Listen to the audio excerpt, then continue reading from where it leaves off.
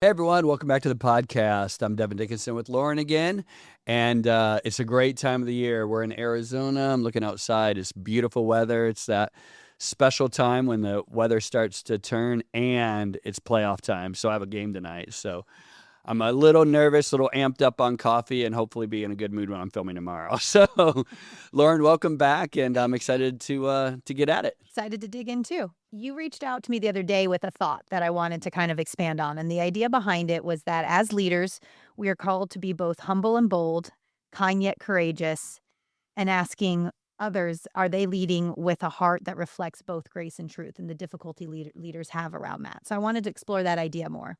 Yeah, I get this question a lot, where from leaders and entrepreneurs all the time, and they're like, "Man, I really struggle, right? Because I feel like they have that imposter syndrome. They're like, next thing you know, they're like, oh my gosh, I'm leading this organization. How did I even get here, right? And so, and you can tell there's this insecurity on how to lead and how to deal with people, because a lot of people didn't ask necessarily or expect to be in this position where, you have, 50 employees, 10 employees, whatever. And so it's very overwhelming. And so people oftentimes deal with this imposter syndrome and they don't know how to lead well. And really, I think there's a lot of bad teaching out there on leadership. And one of the things I always encourage people is to be humble, kind, but also truthful. And people, they're like, well, how do those things fit together? And I'm like, well, it starts with humility, right? And, especially if you're going to be a Christian leader and you want to lead the way that Jesus did, there's over and over and over and over, like the teachings on humility, right? And it's not enough. I think oftentimes people say, well, I'm humble, right? And I'm like, are you? Right? Like that sounded kind of braggadocious, right? Yeah. Like, I think simply saying that you're humble is not isn't getting there, right? It's like true humility realizes your imperfections. True humility understands that this is an honor just to be in the seat, right? Just to be in the position that you're at, whether you're the CEO of the company, the founder of the company, a manager, wherever you're at, like true humility is just being grateful that you're there and also realizing your own inadequacies and how you need like the Holy Spirit to help you in these ways. And so once you kind of understand like your own inadequacies, and not so that you become, just weak-minded or lose your confidence, but so that you're reliant on the Holy Spirit, and also realize that others like that they're not perfect, but you're not perfect either, right? So that it starts with humility, right? And then when you're humble, you can truly be kind, right?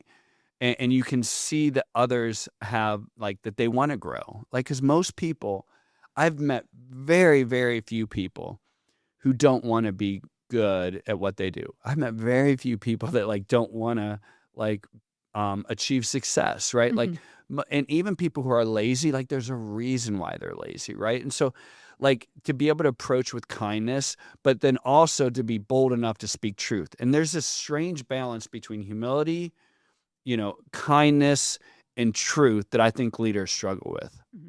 So if I was going to open up the dictionary of Devin, how would you define just a great leader? What would be your definition of that? Someone that puts others before themselves, right? And at the same time is able to be truthful with those people for the good of the organization. And so I also coach soccer, and coaches can relate with this all the time because sometimes your favorite players are not in your starting lineup, and that's hard, right? Right. So you have to be truthful enough to do what's right for everybody, right? So in your organization, whether you're a coach or whether you're leading a company, like there has to be truth in your decision making, right? You have to be honest and do what's best for the organization. At the same time, you have to care for the individuals, right? And so how you treat each individual is incredibly important. And again, how we do that can only be done, in my opinion, through like self-reflection and humility. My intention is that I try to do a devotional every morning. And you would think that devotional would be about showing me, oh, that needs to change, or this needs to change, or this person's out of line. And almost every time when I'm doing my devotional, what I realize is how much I need to change, right? I see the things in my life that need to be adjusted, tweaked, changed, repented of, you name it, right? But when I start with myself, I can be a better leader. I can be truthful and kind. I can also do what's best for the organization without appearing selfish and cutthroaty and draconian. It gets me in the right frame of mind to lead others. Mm-hmm. Why do you think some leaders struggle with showing kindness? Insecurity, right? Like there's this idea like that as a leader you have to be strong, right? And if you don't have every answer to every question, or if you show yourself vulnerable, you're going to be perceived as weak. And, this is, glorified in the movies. And, frankly, there's a lot of folks today in the media and in politics or whatever that have this very narcissistic view, right? Where I'm always right. This is my way. This is it. And if you don't agree with it, not only are you wrong, I dislike you, right? Yeah. And so for me, I think that's poor leadership. I don't think that's Christ-like. I think the ability to put others before yourself, I think that demonstrates strength, right? When you put yourself before everybody else, to me, that's someone who's weak-minded. That's someone who's insecure. And I think, but people think that's what they have to do. Otherwise, they're going to be perceived as weak. And so we see this in organizations all the time where this very alpha kind of mentality takes over. And again, I'm not talking about being weak-minded, right?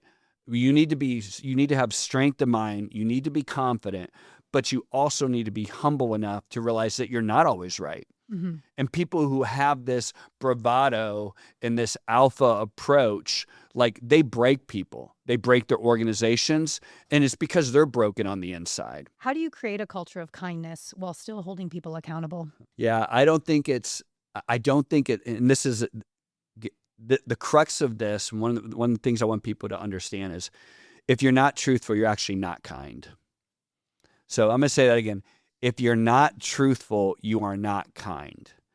And truthfulness, how you deliver that truthfulness is the art, right?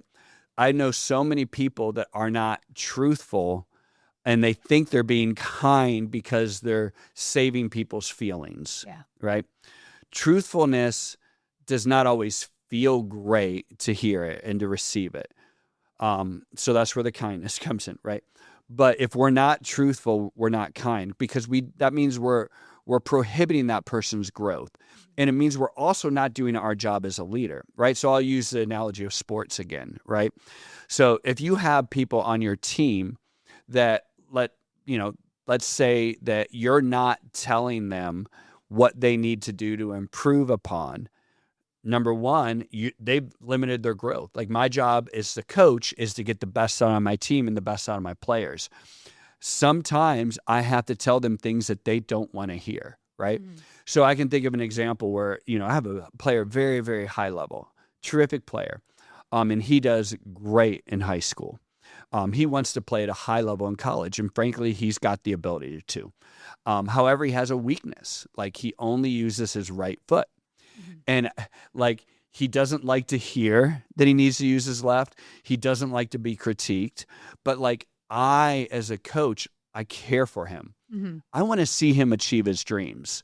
So I could either A, not say anything and be his favorite coach of all time and just tell him how great he is, right? And he'll love me if I tell him that. If I just tell him, dude, you're the best player ever, he'll think I'm the best coach ever, right?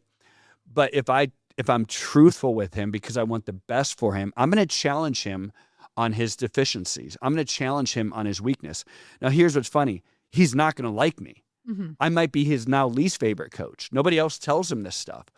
But it's not kind of me to not help him grow. It's also not kind, and I'm also not doing my job for the rest of the team if I'm not challenging each and every person and making the hard decisions. like only one person can play each role, right, on the team. And I have 2 people for this position, 2 people for that position, 2 people for this position. I have to make the hard decision for what's right for the team is to the best of my knowledge. Doesn't mean I'm always right. And me sharing this with people allows them the grace, because I will tell them, guys, you can, if you disagree with me, please come and talk to me, right? I'm not always right.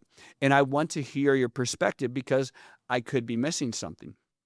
And so that's provided, in my opinion, a good culture for our team, but it also allows me to be truthful so that they can grow as individuals. Now you take that to, our business world, right? Like the different companies that I run, right? So we have to look at each and every person in the organization, and are we treating them right? Are we helping them to grow? And, and if so, are we truthful with them? Because just like people want to grow in sports, they want to grow professionally, right? And so being humble and kind sometimes means telling them the truth, which means the reason why you didn't get this promotion or even consider for this promotion is because of these reasons, and delivering that in humble kindness.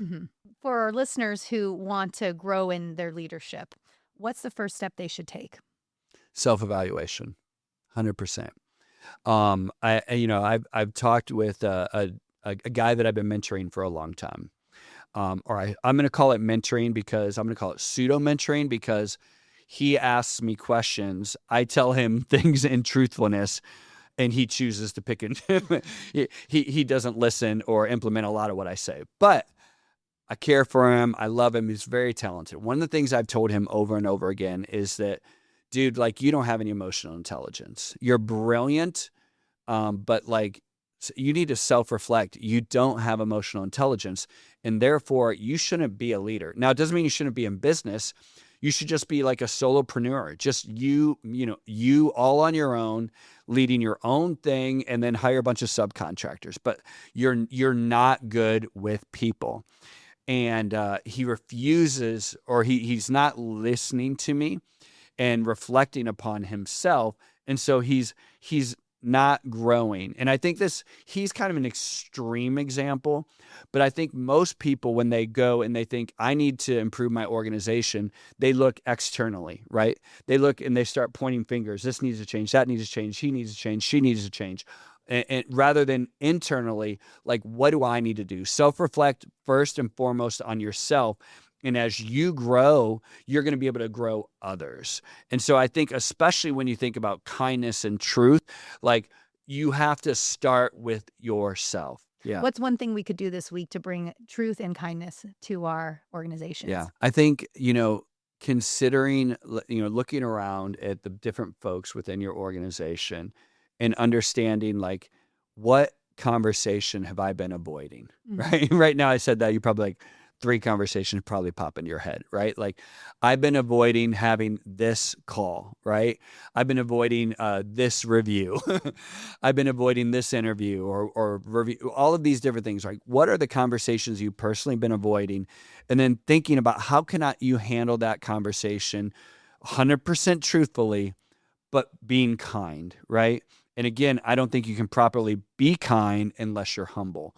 So I would figure out what conversations you've been avoiding, plan out how to have those truthfully yet kindly. Thanks, everyone, for tuning in today. And I hope this allowed you to reflect upon yourself as a leader, how to be humble, truthful, and kind within your organization. And I also want to take this time as well that if you have any questions, we'd love to hear from you. Leave a comment on social media. We'll try to address it in the podcast. But we're really happy you joined us today, and we look forward to seeing you on the next episode.